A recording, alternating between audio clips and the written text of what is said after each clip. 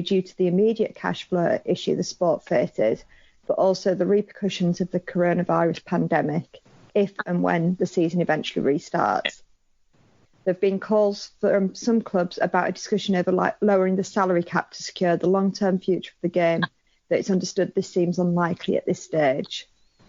The Guardian also understands that clubs have collectively agreed to take a stand of solidarity against any player who tries to launch legal proceedings as a result of the cuts, effectively agreeing not to sign the player should they become a free agent in the future. Any thoughts on that then? Do we start at the end, Sarah, with that one? Do you think how long do you think it's going to take before one of the clubs breaks that stand of solidarity? I think it depends which player it is, doesn't Exactly. And when do we all agree that it's Catalan Dragons who do it? Or Toronto? Or I expect there's a lot of people out there listening who think it's probably going to be Wigan as well. To be honest, or Warrington, because the Warrington have got as much money as any club. Yeah, it's no longer just Wigan cheating, is it, nowadays? Well, it's everybody. Leeds broke the salary cap, didn't they, last year? So, yeah, it's an interesting one, isn't it? And, how long are they going to... at the end of the day, if you're fighting relegation and, I don't know, a very good player decides that they're leaving their club, do you go for him? Yeah, this is the trouble with gentlemen's agreements or gentlewomen's agreements. You actually need gentlemen and gentlewomen to follow them, don't you? So yeah. we all know that these things, sometimes aren't always held to. But nice idea. Any sort of suggestion that there is a position of solidarity is, to me, a positive, because the one thing that we actually really need is all the owners on the same page. Certainly all the owners of the biggest clubs on the same page, in terms of how we can make the sport be sustainably successful. And I know that'll irk people who support smaller clubs or clubs outside the Super League, because there's always that flip side to these things. But to me, it's the bigger clubs that are going to make this sport survive, and it's the people with the bigger budgets that are going to make this sport strong still going forward. So as long as there is solidarity between those clubs at the very least, then yeah. Do we actually think it's a fair move that the players are going to have pay cuts? I think Leeds have announced that they've cut their players' pay until at least the end of June, but have sort of said November is likely to be the time when it'll run to, which is when obviously the old contracts end and the new ones start on the 1st of December, don't they? So, or is it the 1st of November? Anyway, November's the cut-off point for when the old ends and the new starts. So, Sarah, do you think it's fair and reasonable that the players have to take pay cuts at this stage?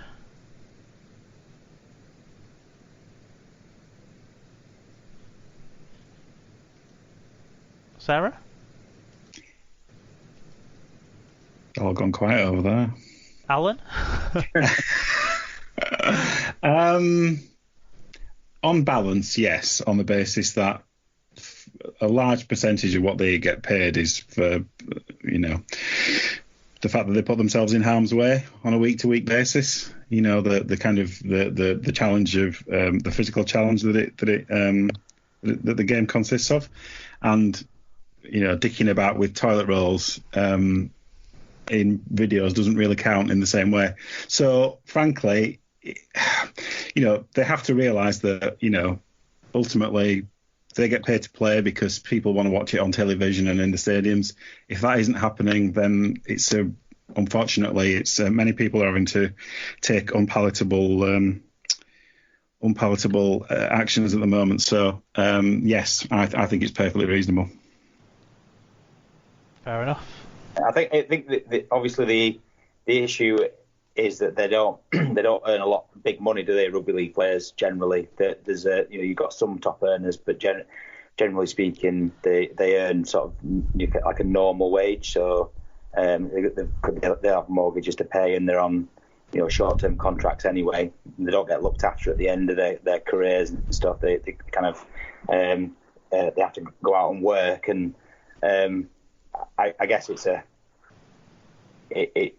harsh, like it is harsh on everybody. in the situation. It seems that the players' union sort of supports kind of the measures that are having to be gone through at the moment, but obviously they'll be using that as a bargaining position for how things look in the future, and players might want to be able to get out of contracts easier to, say, go to the NRL or go to a different sport or something like that. It's the sort of flip side of this, maybe, or maybe have income secured if promotion and relegation. So if relegation happens to their club, or there might be a negotiation flip side down the line that the players might look to take advantage of if they're all going to be taking, say, 10%, 20% pay cuts, maybe. Yeah. That's always a possibility, and as a club who've had contracts disappear because the entities disappeared, you see that in varying players' attitudes. Some players take a stronger line on it potentially, and a more kind of mercenary line on it, and some players don't. But that just talks to individual perspectives, doesn't it? I think it's. I understand the argument about short careers, etc. But at the end of the day, playing rugby league is a privilege, and ultimately there's a lot of people who have no income at the moment. So it's difficult, isn't it? Because they don't earn mega bucks. There'll be people in the stands of most games that earn more than half the players on the pitch. I'm not saying a lot of people, because northern communities and not necessarily working class towns and stuff, but there'll be people in every ground that earn more than the players on the pitch, which is not the state of play in other sports like football or some of the big major leagues in America and those sorts of things. No, it's true, but I mean, I would hope that the vast majority take a pragmatic approach to it and realise that as you say, it's about the law. If they're interested in the long-term survival of their employers as clubs, then, and their employers' income is vastly reduced, which it obviously is, then I don't know where else they expect that money to come from, frankly. Okay. Also on the 16th of April, Total RL reported that Brendan Sheridan, the Oldham assistant, has been moved out of intensive care as he continues his battle with coronavirus. His brother Ryan Sheridan, of course wearing a hat, gave an update and a thank you through Oldham's Twitter feed. So yeah, that's positive news to finish on for that day. Yeah, brilliant. So on the 17th, Total RL reported that Keighley Cougars were donating 5,000 face masks to frontline providers to aid the supply of vital PPE equipment. 2,000 have been donated to the nearby Airedale Hospital, 1,000 to the Sue Ryder at Manlands Hospice, and a further 2,000 are available to be distributed. Where did they get the 5,000 face masks from? I'm not sure, but it is really positive news, isn't it? If they've found it's possible that maybe one of the club's directors or something has a factory, maybe, where they can get things going and that sort of stuff. It's that's one of the things that you could think of, maybe. I don't know, because you see like lots of people offering up their company's services, but not necessarily being taken up by the government, let's say. But it's really positive, isn't it? It is. It's just, there are lots of questions about PPE supply that are probably beyond the scope of this podcast. Yeah, but maybe whilst we're already talking about Keighley, let's talk about the news story from today. Keighley have launched their 2020 charity jersey in a show of solidarity to the NHS and other frontline workers during the coronavirus crisis. So obviously they've announced about all those things for the Airedale Hospital and the Manlands Hospice, which is fantastic, and now they've revealed this charity shirt, which all profits made will go to NHS charities, which is a further show of their support. I mean, the concept behind it, the message behind it, the idea of it all, absolutely fantastic, and has to be applauded and supported, that Keighley are trying to get out there and help their community, local community hospitals and that sort of stuff, which is absolutely brilliant.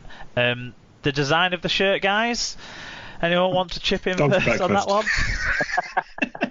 Very patriotic. If you want the rugby league shirt to go to the last night of the proms in, that'd be the one. Yes, yeah. or maybe to put on your boat as a flag. Yeah. For me, obviously, it's very. I mean, it's the sentiment behind it's great. You know, it's no more sort of garish than some of the superhero ones that they have at Magic Weekend. You know, it's which are also done for charitable reasons. It's got you know, if they sell a boatload of them and they get a lot of coverage because it looks so garish and it's so eye catching, then it's kind of done its job, hasn't it? And you know, I wouldn't wear something with an over Union Jack on it necessarily, but I'm not a Keighley fan either, so I just think there's too much going on. You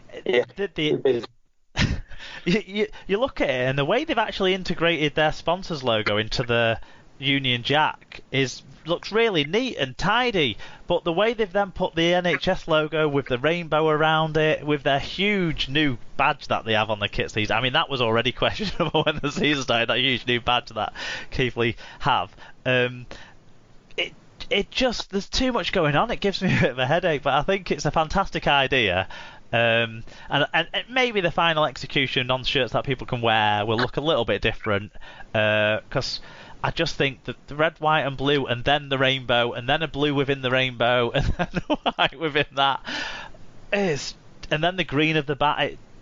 Every credit to Keighley to try and find something to raise money. That's what I'll leave it on, I guess. We're not sure if Sarah's actually here or not at the moment, because the joys of Skype, and she's using a new computer today. So if we hear Sarah speak, no, we'll wait on when Sarah can get back involved. And Alan, do you want to continue with the 17th of April?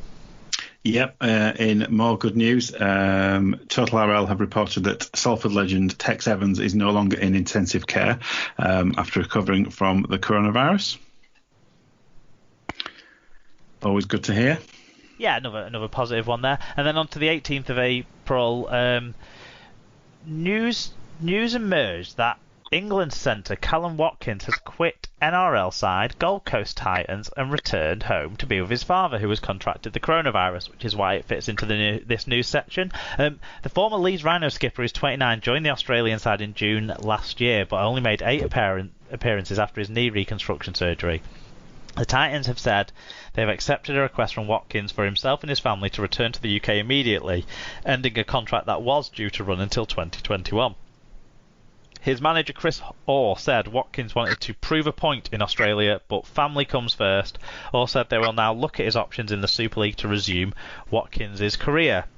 So the first thing I want to say, obviously, is it's really sad circumstances for Callum and his family, and I hope his dad pulls through. And you know, wishing all the best there. And it's a real shame from my point of view that he's had to come back, because I don't think he's had the opportunity to make it. And 2017 World Cup Callum Watkins, if he could have refound that after coming back from injury, then that would have been a player who we would have finally had an outside back who impressed in the NRL. Yeah, there was a glimmer of that as well, wasn't there? I think in pre-season he got some raps, and although Gold Coast were dreadful in those early games, he was a person a player that did sort of get some sort of positive comments in Australia. And I think when you did your NRL show, Rich made a really good point about having a strong pre-season, and that's what you need. And I think he'd had that. And you know, although he's in a terrible team at the minute this year, that I think he could have impressed and maybe gone on to do more. And that's all. That is a sad point for me as well, over and above the fact that his dad's poorly. Yeah, Alan, anything on that? And also on the strong rumours that Toronto is his next destination, rejoining his old boss, Brian McDermott. It's a shame that he's come back. It's a very difficult one, isn't it? Because there's obviously completely legitimate reasons to come back. Whether that would have necessitated leaving your contract behind is they're two separate issues, aren't they?